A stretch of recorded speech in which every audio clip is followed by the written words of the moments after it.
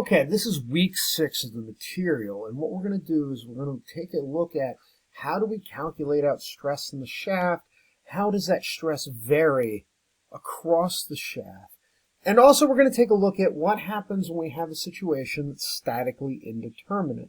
And so remember, what statically indeterminate means is that we can't solve for all of the forces using a statics method.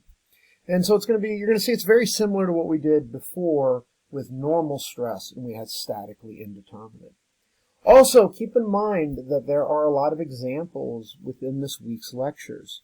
And just like with every other week, there are more examples than I would normally go over in an in-person class. It's just I have a whole suite of examples that I'll sometimes mix up.